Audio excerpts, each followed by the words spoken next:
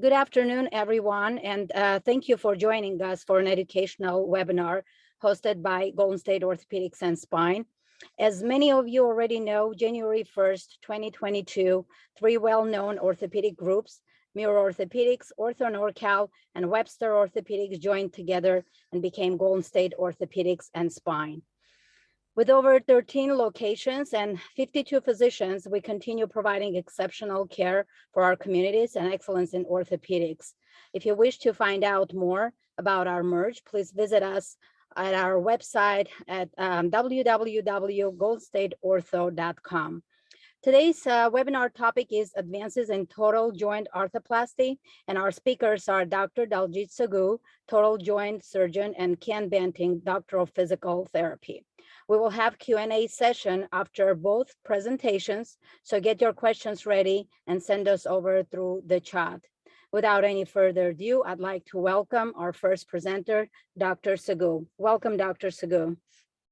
Yeah, thanks, Leah, and really appreciate everyone joining the webinar. I know it's always nice to do these in person,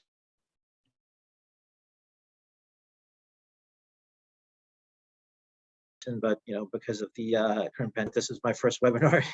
But it's nice to start doing these talks again. A lot of people have a lot of questions out there, and so I really appreciate this opportunity to talk to everyone. And so what we're going to be talking about are the latest advancements in joint replacement, and talk about how we have evolved in terms of in the 60s and 70s and 80s. Patients were staying in the hospital for 1 to 3 weeks, and now we've got it down to patients going home the same day or just spending one night in the hospital, and a lot has to do with the actual procedure itself, but the other aspects of medicine. The anesthesia department has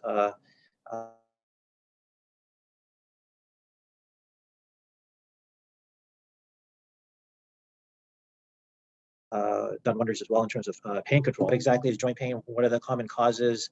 And then we'll go over the non-surgical treatment options, which we always utilize, even though I enjoy operating. And I was brought to this group to be the joint replacement specialist. I still highly value the non-surgical options, especially if no one's really gone through the conservative treatment. We always want to be treated conservatively at first, and I certainly do. I certainly want that for my family members, and I treat my patients like my family members. So certainly we'll go over, briefly the non-surgical options, and then we'll go over to the joint replacement side. So as a joint replacement surgeon, joints are or what I treat every day. And of course, you use joints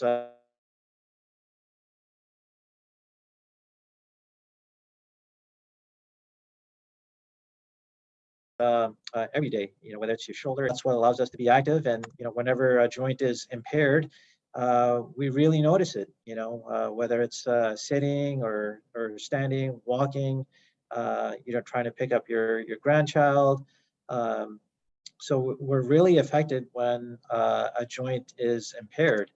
It can be constant, it can come and go, it can occur with motion when you're just going for a walk. It can be very localized, for example, the hip or the knee, or it can be multiple joints. There are some patients who have polyarthralgia rheumatica, where multiple joints are affected. So joint pain can be multifocal, or it can just be purely localized. The most common cause of arthritis is osteoarthritis, and it's basically you're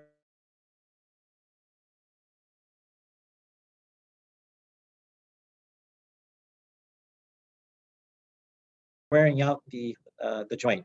That's where you get that bone-on-bone pain. The analogy I like to use for osteoarthritis is when you're driving a car a certain number of miles, you wear out the treads of the tires, and sometimes you have to, replace that tire. So that's kind of like the same concept. Another common cause, or not as common, is rheumatoid arthritis. It's where your own immune system attacks the joint itself, and that chronic inflammation creates an environment that's detrimental to the cartilage surface itself. And when the cartilage surface is impaired, that's where you get that arthritic pain. So, a healthy knee looks like the picture on the left side, where at the end of the bone, you have that nice white,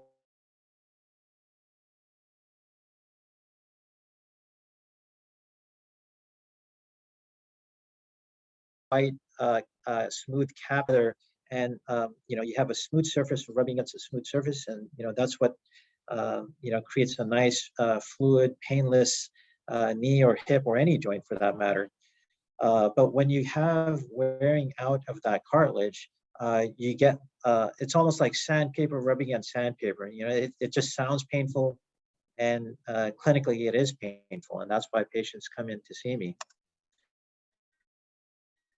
A typical X-ray on the left shows a nice, whereas the picture on the right, the arthritic knee, you can start seeing, the bones touching each other. You start seeing bone spurs, which is the body's reaction when there is pressure placed on the bone itself. For the hip, same thing. Picture on the left or on the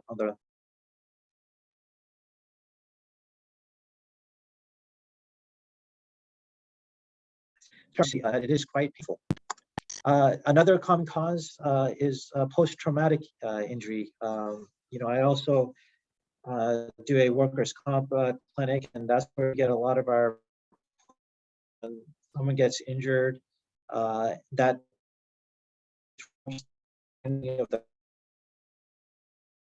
quickly will develop into arthritis, such that that cartilage is defective and you're getting an uneven surface rubbing against an uneven surface. So post-trauma is also quite common as well. So common questions that joint pain sufferers ask, they typically say, for the hip, I'm getting a lot of back pain or knee pain. I got pain in my groin. Is that really coming from my I don't always feel the pain, pain positions in bed or taking stairs or knee. Is it coming from my back, or why is my knee locking up on me? So those are the common clinical questions that patients ask. Now, options. I think of all the slides today, this is probably a slide for non-surgical treatment. Is a lot of people are overweight, and when you lose 1 pound of weight, you're reducing 4 pounds of pressure across your knee. So if you're losing 25 pounds, less pressure, and if you try to lift a 100-pound dumbbell, that's a lot of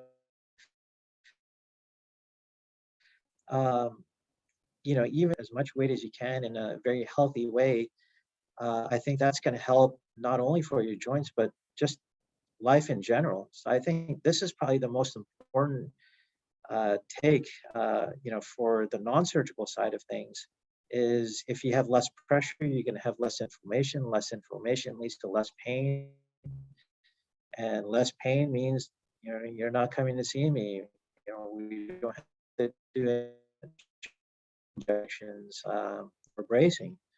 So this is critical, not only for the non-surgical, but also on the surgical side aspect as well. Certainly we can use walking aids such as a walker or a cane or a crutch. Heat and cold therapy can also help for the mild to moderate type symptoms. Certainly, physical therapy is crucial on many fronts, on the surgical as well as the non-surgical side. So the purpose of physical therapy is to strengthen the muscles around the particular joint. And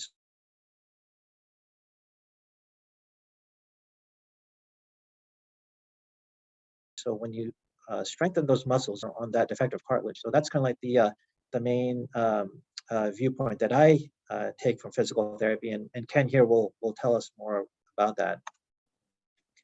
Now, medications, I'm not a huge fan of prescribing really strong medications as the non-surgical side of things. I think for a short course, I think non-steroidal anti-inflammatory medications are great. But even taking those for an extended period of time can be harmful, to your kidneys, for example. We do offer injections, which I'd rather do rather than giving someone, oral pain pills. Certainly, I think all of us here at Golden State Orthopedic and Spine have strayed away from prescribing narcotic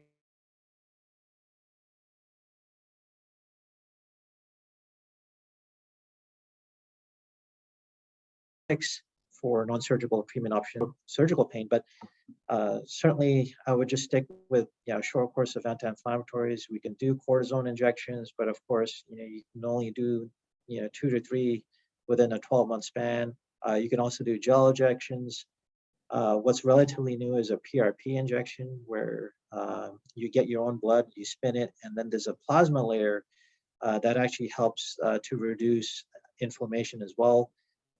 It's the plasma cells that actually help trigger an anti-inflammatory response in the particular joint that you're injecting into.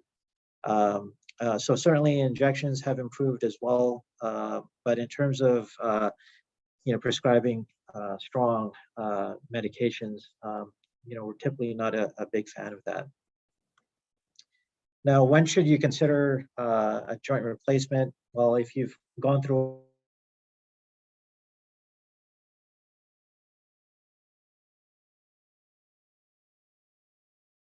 all forms of conservative treatment, the physical therapy, I think that's when you should consider, a joint replacement. If it's affecting your overall quality of life, if you enjoy going for a walk, if it's impairing your sleeping ability, those are certainly good indications for that. Now, hip replacement, very common. We do it on a weekly basis. We've kind of gotten it down where we're doing the case in an hour and a half, sometimes less. And basically what you're doing is you're removing the defective ball and replacing that with a stem and implant that goes into the thigh bone or the femur. And then you're also putting in a new cup that's fitted. And you have a new articulation here where it has a nice smooth articulation.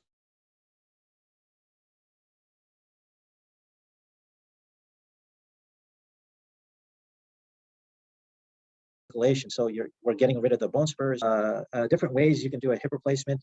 You can go from the front, which is the anterior. You can go from the side, which is what we call the lateral approach. And then you can go posterior. And they all have their pluses and minuses. I did do posterior for a good portion of my career, and I have now shifted to anterior because I have seen a noticeable difference in terms of quickness and recovery, but I've also noticed that the implants are better positioned in a more ideal position, and it's just easier to assess leg lengths, and it's just easier to do. Now, posterior approach, which is a very good approach, and comparing posterior to anterior based on the literature, there's not a big difference at all. But you are splitting and you are releasing more tissues that you do have to repair at the end of the case. And so that's why I've gone towards the anterior approach. So the patient is laying completely flat on the table, so it's a little bit easier to see where the pelvis is, and that actually helps with positioning of the cup component, which could be a little bit trickier when you go from the back. So when you go from the back, the patient is laying on their side, so the pelvis could shift a little bit, and so it could be a little bit trickier to position the cup. When you're going from the front, the pelvis is right there, and it's quite static and flat, so you know exactly how to position your cup. And historically, going from the front, it did show that there was a higher risk for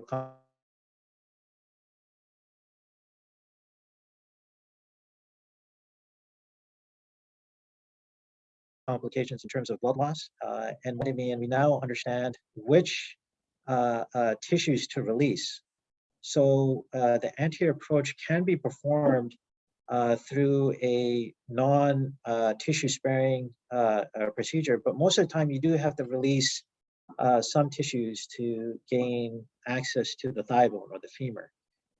So a lot of studies now show that the blood loss is essentially the same, and studies show that the recovery is a little bit quicker. And a lot of studies, it's been conflicting, but in my personal experience, I feel that the components are more consistently properly aligned.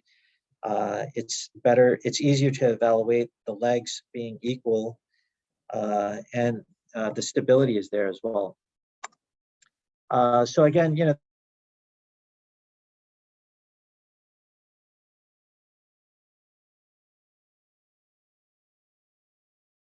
this slide is a little bit of an old slide.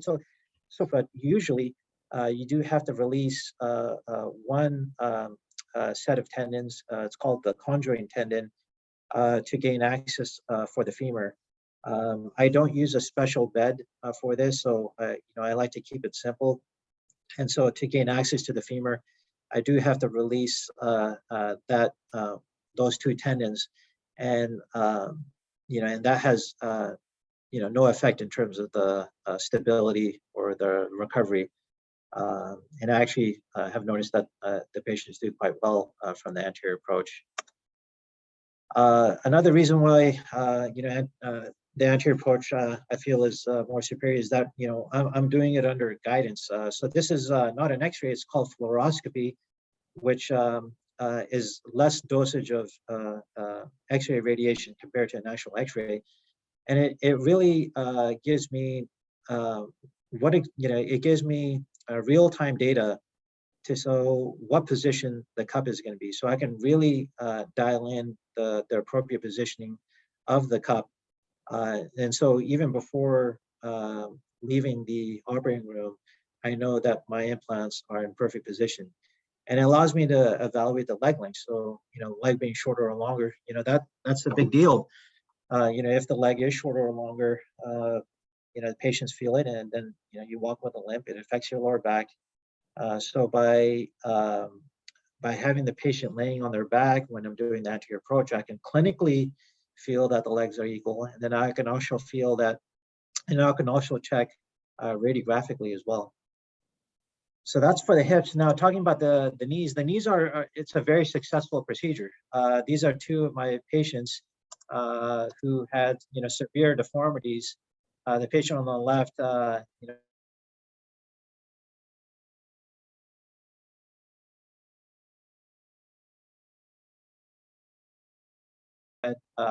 post-traumatic injury. Patients are walking, without any assistive device, and the legs are straight, and their quality of life has improved. It's all about improving and aligning the leg with what we call the mechanical axis, is the hip centered over the ankle. And as you can tell, initially their knees were not in that alignment. And so how do we achieve that alignment? We can achieve the alignment with our standard, what we call jigs, that are very accurate.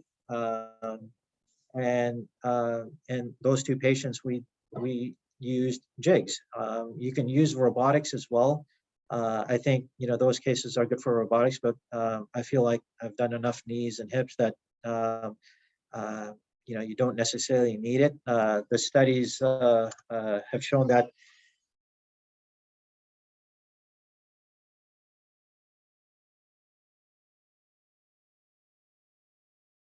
where I think they're going to be a little bit easier to use and more accurate to use. But at this present time, I'm very comfortable using our own instrumentation.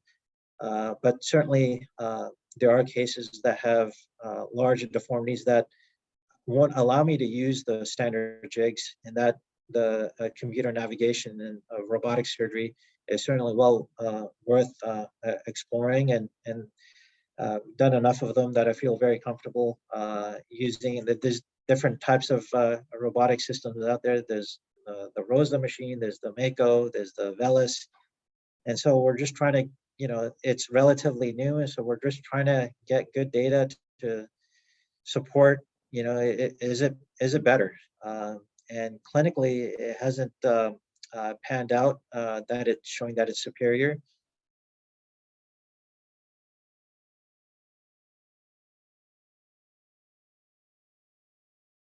But certainly for patients who request it, for hip replacements, I really don't really need it because I'm actually visualizing the components right there in front of me.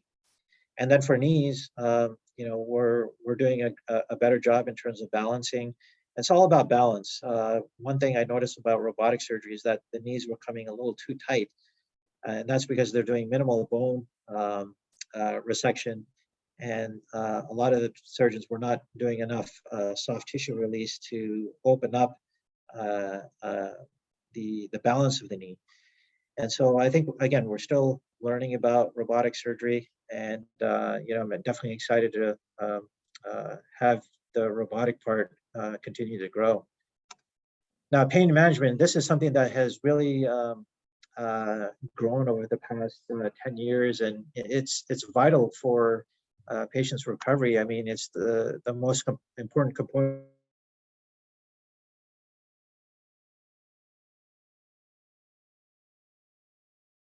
in patient satisfaction. I mean, they want to have surgery and have their pain well controlled. We want to reduce the post-operative pain, and that will lead to a quicker rehabilitation. So historically, we used to put everyone under general anesthesia, have them wake up, and then we play catch up. Now we're attacking pain in what we call a multimodal approach, and we actually start even before we start surgery. So patients are getting a cocktail of medications before we actually go into the OR.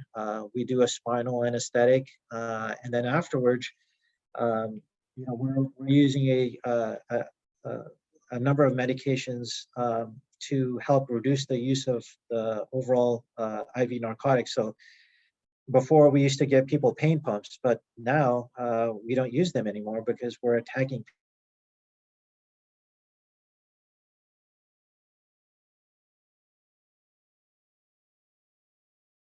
pain on many different fronts. We're giving a patient Celebrex and medication to control or prevent nausea and vomiting, and then during the operative case, we're doing spinal anesthesia, and then afterwards, we're sending patients home with a number of medications that are not just narcotics. Now, spinal anesthesia has done wonders for our procedures, whether they're hip or knee replacements. Number one, they help decrease postoperative pain. So even during surgery, you're not feeling it, and so your brain is not registering it, which means that the anesthesiologist doesn't have to pump in these narcotics. One of the side effects for narcotics is nausea and vomiting, which we all hate. And so by reducing the morphine equivalent consumption, we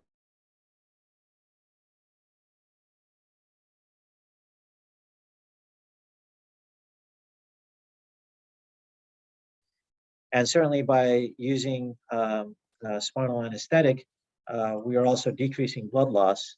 And by decreasing blood loss, that certainly reduces the risk for a blood transfusion. Another thing that we've been utilizing over the past several years is something called tranexamic acid, which helps to reduce blood loss. It basically prevents the breakage of small blood clots within the small bleeders, in the operative field. And so when you have less blood loss, you're not as swollen. If you're not as swollen, you have less pain as well. So of course, by utilizing these minimally invasive procedures, I think it's very reasonable to return back to walking, biking, swimming, hiking in a timely fashion.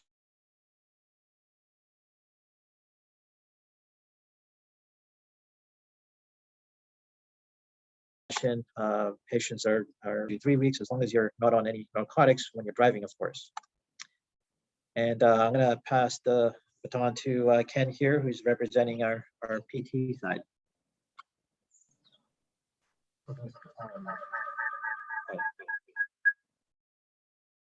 Awesome.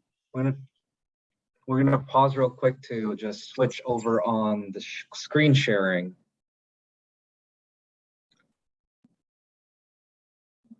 Excellent. I'll go ahead and share from mine. Leah, can you hear me okay? Yes, it's perfect. Thank you, Ken.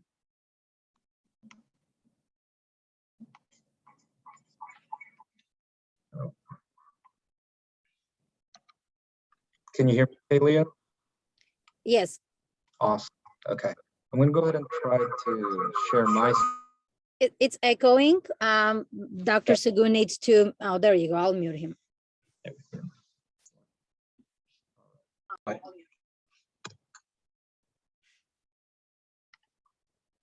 And jumping over to our. Are we still echoing or is that better? A little echoing. Well, it's better now. Okay, excellent. So I'm going to just try to follow up on Dr. Segu's presentation on there and physical therapy perspective on joint replacements, or if you're trying to prevent that.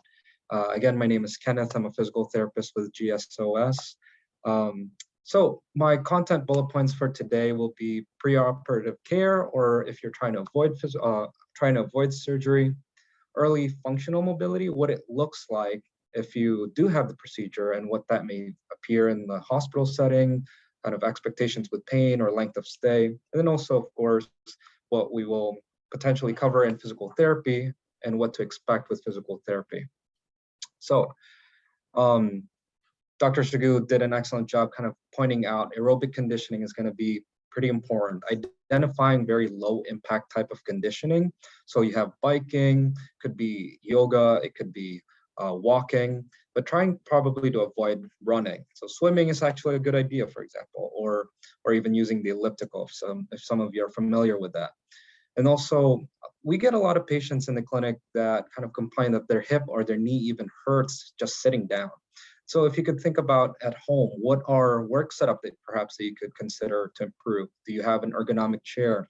Are you sitting for too long? So a lot of the recommendations that I often give is that if their seat is a little bit raised so that their hip is actually higher than the knee. And that way they're not in a slump position if their knees are higher than their hips. That's something that they can think about, because if someone is sitting on the couch for 6 hours typing away, it's easy to forget about their hip position or their knee and how much it causes them discomfort. Now, Dr. Segu also mentioned weight management there. I think it's important to recognize that everyone is at their different journey with weight management. Some people want to lose weight, some people want to gain weight.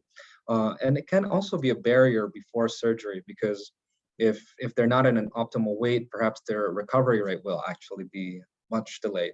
And so things to start to consider there is, for example, are there ways that they can decrease much of their food intake if that's something that they want to do, or perhaps meeting with a dietitian or a nutritionist to consider what are their goals for that. All in all, pain management is going to be vital, particularly closer to before and immediately after surgery. All the things we covered, whether that be work and home setup, general conditioning, weight management, strengthening, those are going to be all inclusive for what pain management is. And hospital systems have different ways to address pain management, whether that be with medication or with injections and PRP even that Dr. Segu covered.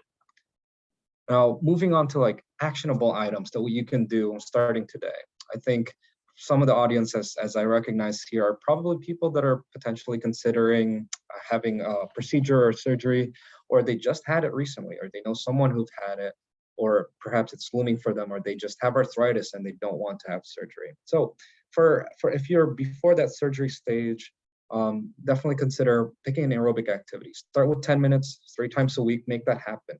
Well, is that walking? Is that going to be swimming? Do you have access to a trail that you can just go on for a bike ride regularly? And just committing to 10 minutes so that it's not overburdening.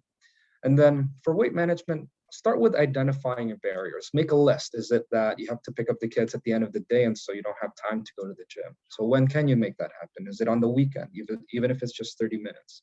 So even if you just create that barrier list and you do nothing else, if you do meet with a dietitian, they will ask you with the same thing. What is the barriers that you have with day-to-day for your weight management that you feel that all of a sudden you are stress eating because of other things that are involved, you know? So another actionable item, put a timer on your phone or your watch whenever you're working. I highly recommend every couple hours, start to move. And you don't necessarily have to stand or even go for a walk. You can literally just move your hip or move your knee and extend that leg and do that a few times, maybe count to 30 and repeat that movement just to decrease some of that inflammation and swelling. Dr. Segu even mentioned earlier, movement will help lubricate that joint. I always think and give this kind of rhythm for people. Motion is lotion when it comes to arthritic knees and hips. And highly recommend schedule a physical therapy session. Understanding where you can start with strengthening and how that can gradually develop for you even before surgery, or if you're trying to avoid that, I think that that's definitely in your best interest. Moving on, so we're going to jump right now. I want you to kind of picture if you just had the procedure and this is post-op day 1. For a majority of people immediately after hip and knee replacements, they're going to be able to walk. Majority will walk on the first day with an assistive device, and that device is usually a walker. Majority will be put under the classification of weight bearing as tolerated, which essentially means based on their pain threshold, depending on how they feel with that leg, they can tolerate the discomfort. If they can tolerate some, that's actually really useful for them to start walking and moving. For total hip replacements and considerations for that, so you can see a photo there on the bottom right corner. We highly recommend to avoid a lot of hip flexion and extension. Flexion is essentially the body going towards the leg and bending in a little bit too much, or bringing the leg too far back, which is with extension. Particularly with the precautions in the hip, we want to just try our best to preserve that joint initially and make sure that the healing is well going over without a lot of aggravation from tissues from the outside. We also would recommend avoiding rolling the surgical leg outward, crossing the leg across the body, or lifting or moving the leg out to the side. Majority of the time, these are going to be very uncomfortable for the patients anyway, so they will avoid that immediately after surgery, but still definitely important to know what your precautions are if you are going to proceed with a hip replacement. For knee replacements, there's not as much of a precaution, but definitely the goal is to get that 0 to 90 degrees. And I'll kind of cover that a little bit more later on. Range of motion is going to be very pertinent, and there's going to be a lot of stiffness in the joint. Now, one of the things for early functional mobility immediately in the hospital setting is decreasing a lot of the swelling in the leg. Because the person is going to be laying a whole lot of time in the hospital, we want to try to avoid a whole lot of swelling to collect there. So you'll be given ankle pumps, which essentially just moving that ankle up and down. And that actually creates a pumping effect to improve the blood flow in the leg. Or wearing a stocking for decreasing the swelling in the lower extremity. Also, some hospital systems even have these cryo cuffs that kind of squeeze their leg, and some of you might be familiar with that. And it's a mechanical cuff that kind of squeezes the leg for them, and they can do the ankle pumps during that. Some of you might already know isometric holds, but isometrics is essentially holding a contraction without movement. So if you all can kind of go with me and try to hold your fist out and just create a fist and hold that, that's an isometric contraction. There's no movement, but you're holding a contraction. So what would that look like for hip and knee? That would be just squeezing your glutes together and clenching that tight, or squeezing the quad, clenching that tight. Earlier stages in the hospital, all this really helps with is decreasing potential for atrophy. Some of you might know that, but that essentially means muscle wasting, or the muscle not having a whole lot of frequent contractions, so it gets really weak, and we want to try to avoid that. Moving on, earlier I was debating whether I was going to keep this, but I think that is very pertinent to kind of understand. Hospital length of stay can be detrimental for people and can be very overburdening. And so for length of stay in for total knee replacements, typically it's about 3 to 4 days, even earlier for some. And majority of total hip replacements, they average at less than 4 days. On the graph below, you'll see for 45 and over, as age kind of increases, or older adults, it's a little bit longer for them before they get discharged. And as you can see, over trending in time from year 2000, and I recognize this 10 years plus old, but this is what the CDC had to offer.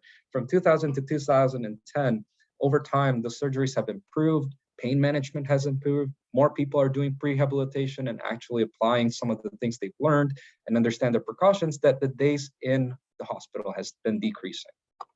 So let me kind of navigate you around with these couple of graphs real quick. But a visual analog scale is what a lot of the time in the hospital, they use for pain, to rate pain from 0 to 10.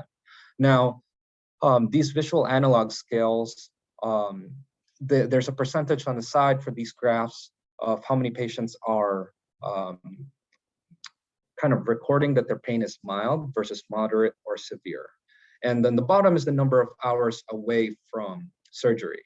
And as you can expect, that the farther away from surgery, the more pain decreases that are moderate or severe, and mostly mild discomfort. Now, with that, as you can expect, the contrast between these two graphs is that with movement, you would expect that there is going to be more discomfort and pain. And that is normal, and that is going to go away over time. But the more that people actually are able to manage their pain, the faster they get out of the hospital setting. So takeaways from hospital length of stay, which a lot of people kind of are worried about. Learning how to manage pain is very imperative, especially to decrease the length of stay in the hospital. Applying the prehabilitation that you've learned with a physical therapist ahead of time to decrease length of stay, and also learning and really knowing your precautions and abiding by them. The discharge for hospitals for immediately after surgery, it's all dependent on whether or not the patient can actually move or be independent, walk, or even transfer themselves out of the bed. That determines their post-op or discharge from the hospital. And of course, whether or not they're stable to even do that. Okay, now we're transferring to, you've been home after the surgery, it's been a couple weeks, you're ready for physical therapy. On the bottom right, you'll actually see our setup a little bit on the clinic setting. And you'll even see Dan Reddington, our director there. So, and when you come in for a physical therapy evaluation, we want to interview you. We want to get to know a little bit more about you, a little more of the background. Who are you before you started hurting your knee? What were your hobbies? What do you want to get back to? And so during that session, we'll kind of assess where your pain levels are at. We will move that knee, and we will definitely kind of measure and actually assess that to make sure that we have baseline tracking of where you're at and how we progress you moving forward. That will also determine how to navigate around your exercises. So we'll set up your goals as well. Some of them are going to be short term, so which means that, okay, how much range do we want to try to get to within the next 4 weeks? Or how much strength do we need to develop so that you can tolerate more of squatting? And then some of them are going to be long term. So what do you want to get back to? Is it golfing that you need to be able to get back to? Is it swimming? Do you have a wedding in May that you want to walk your daughter to down the aisle rather than use a walker? We want to know that to make sure that we deliver towards you. So a lot of exercises are going to be focused on ambulation, walking. So we want to avoid people having a limp. Actually, at times, people can develop a limp even if they've fully recovered, because this is a pattern in their brain that we have to definitely address. For knee replacements, we address a lot of the range of motion and muscle activation. On the left corner in the photo there, you'll see that 0 degrees means full extension in the knee. And we want to try to get that very quickly because that's when the quad fully engages best. Otherwise, 0 degrees can be pretty hard to get over time. And so we want to make sure that we're addressing that range gradually. And then over time also we'll increase the knee flexion.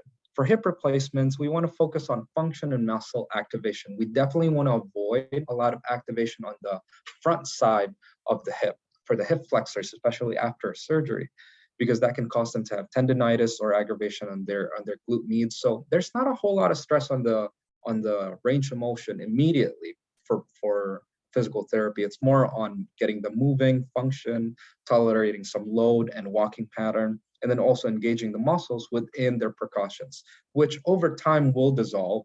And we'll kind of discuss in session with them how we gradually challenge their limits in the hip. And so some of the things that we also include are balance, gait training, some conditioning. A lot of them are sport specific. Yes, patients will definitely squat. Some of them even deadlift. Some of them will even do some Romanian deadlifts and tougher exercise movements, but it's all going to be dependent on what person wants to get back to. We set up the realistic goals and kind of break it down piece by piece. And the outcomes that we are looking for are based on the baseline measurements that we have had and collected and recovered over time. We want to make sure that that goal is being met every few weeks, that we would reassess that. So towards the end of physical therapy, we want to make sure people understand that even if they finish therapy, that doesn't mean their physical activity journey is done. You know, it's not like you take on a diet and then you just finish. It's a lifestyle change. So we definitely discuss how they would transition from discharging out of physical therapy and into their regular lifestyle and habits to make sure that they make the most out of the joint that they just got completed. So that really finishes up my physical therapy perspectives with you all. We have made room for some questions, and thank you, Ken. Of course. Thank you so much. A great presentation. We are now open for Q&A session. Send your questions over to us through the chat button on the bottom of your screen. We actually have a couple of questions to start with. And the first question is, what do you recommend for a patient that has a risk for clotting? I guess that's for Dr. Sagu. So one of the potential risks for any surgery, especially after a hip or knee replacement, is blood clot. And typically for my patients, just mainly using aspirin. But for those who have had a history of a blood clot, then I'm putting them on a stronger blood thinner, such as Lovenox or Eliquis. Certainly the greater risk is a history of a blood clot. So if you've had a blood clot in the past, that's certainly a strong indicator that there is a higher risk.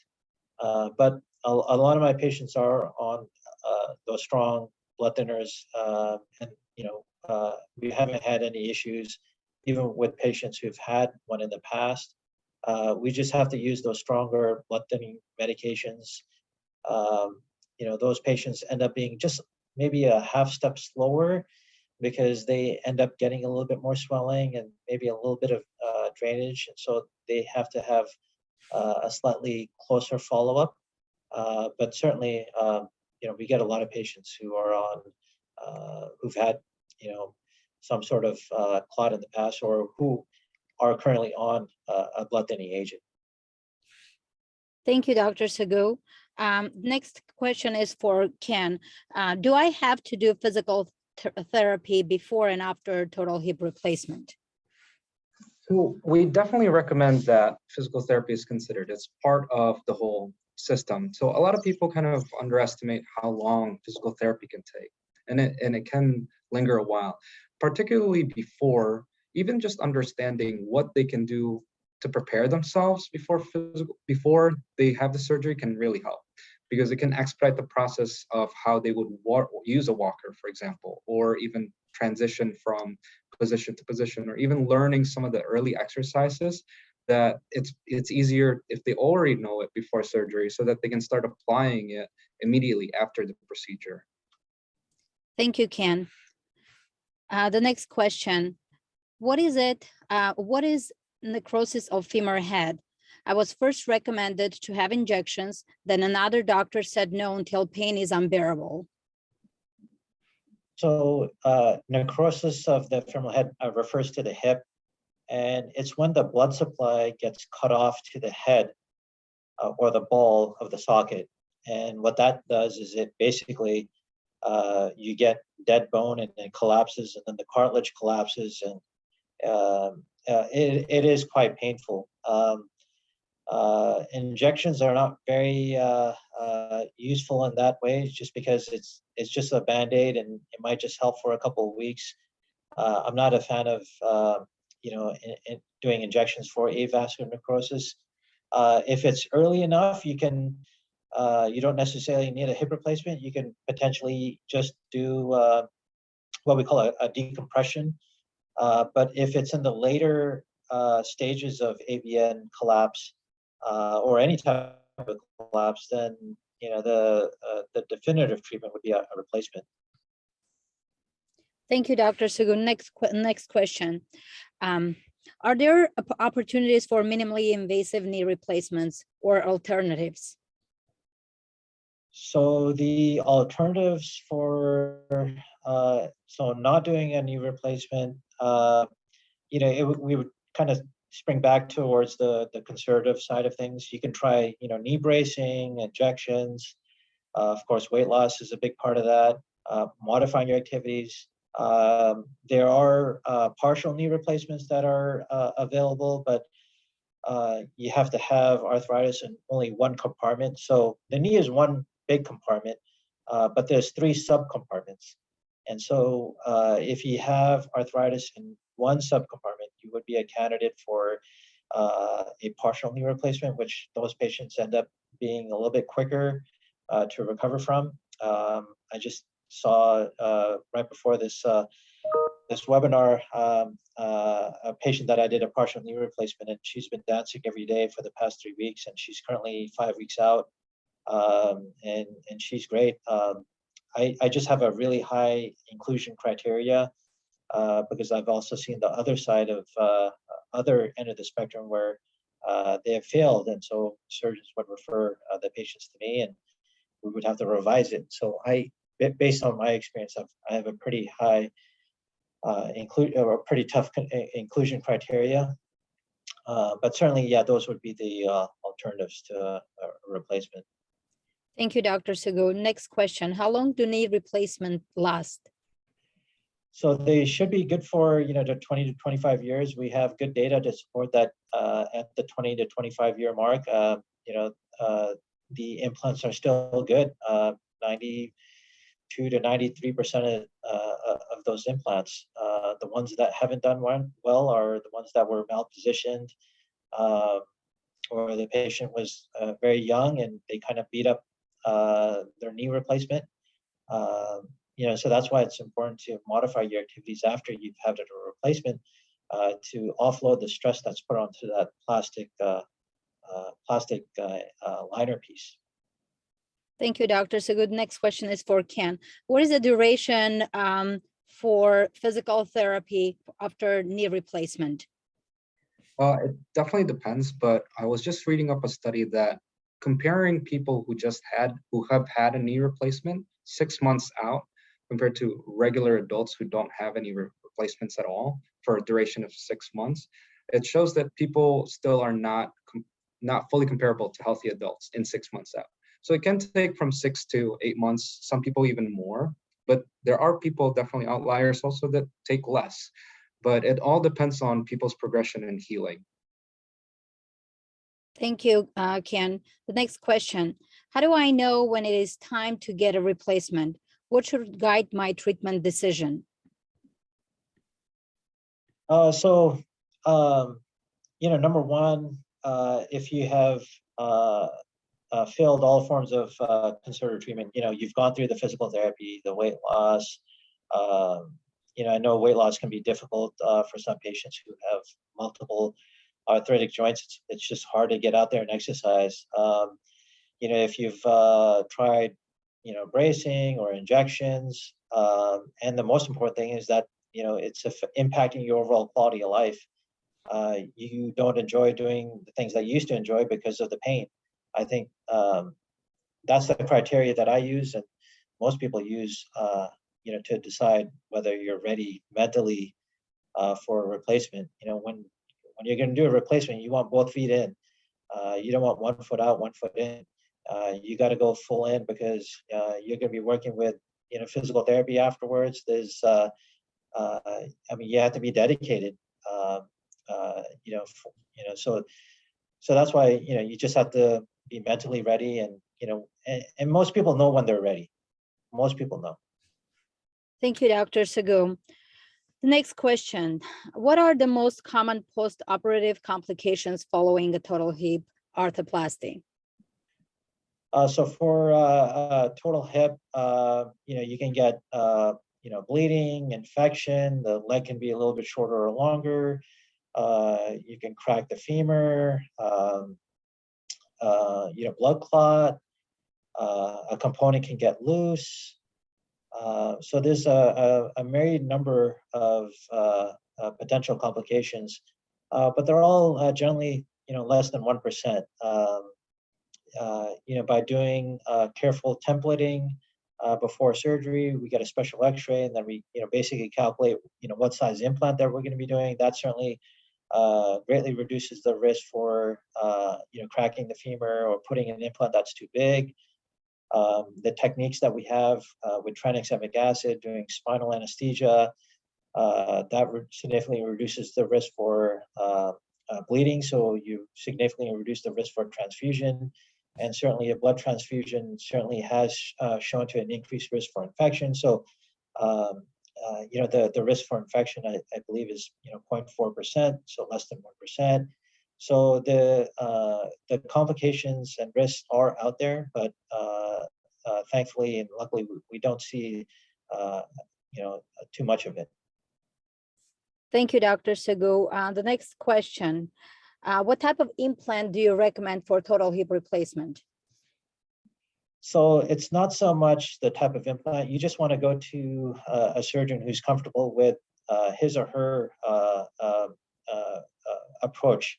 You want to go with someone, if someone is very comfortable doing the posterior approach, then that's what they're going to get good results on.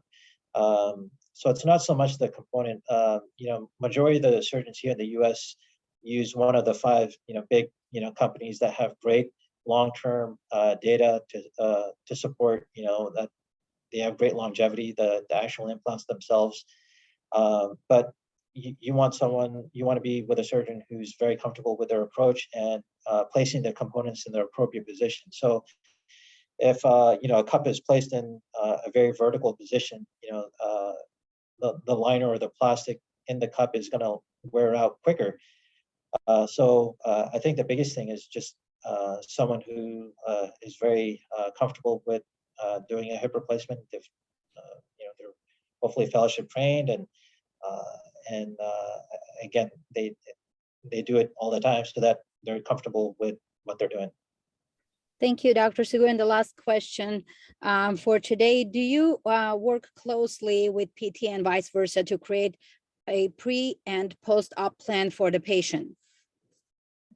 Yeah, we definitely have physical therapy staff that are aware of our protocol.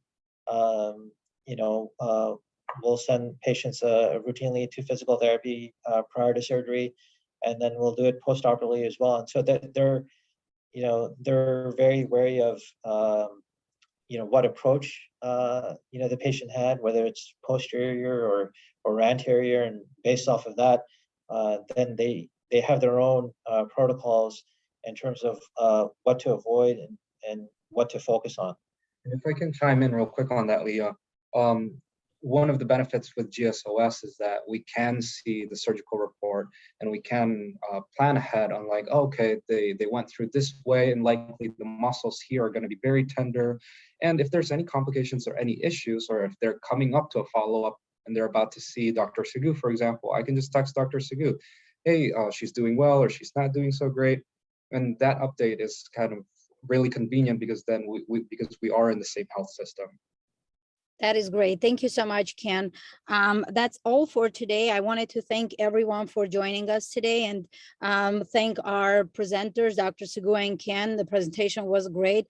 I wanted to remind everyone that the recording will be available on our website shortly at www.goldenstateortho.com. If you have any additional questions, you can always email us at info@orthonorcal.com or call the office directly at 408-412-8100. Thank you and enjoy your afternoon. Thank you. Thank you. Thank you.